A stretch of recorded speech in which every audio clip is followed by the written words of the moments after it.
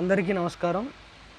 రేపు ఎలక్షన్స్ అయితే స్టార్ట్ అవుతున్నాయి. ప్లీజ్ దయచేసి మీ యొక్క ఓటుని ఎవ్వరు కూడా 500కి 1000 రూపాయలకైతే అమ్ముడు పోవద్దు. దయచేసి చెప్తున్నా, ఇదొక్కటి గమనించండి.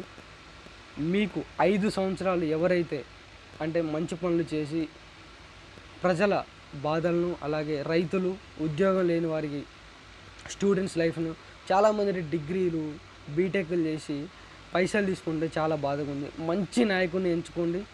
ఇన్ కేస్ బాగాలేకపోతే ఇంకొక 5 ఇయర్స్ తర్వాత తనకు ఓటేయకండి. జస్ట్ అట్లా ఆ విధంగా ఆలోచించి దయచేసి మీ యొక్క ఓటుని మటుకి అమ్ముడుపోవద్దు. దయచేసి ఇదొక్కటి గమనించండి. ప్లీజ్ ప్లీజ్ ప్లీజ్ నా నుంచి అయితే మిమ్మల్ని రిక్వెస్ట్ చేస్తున్నా.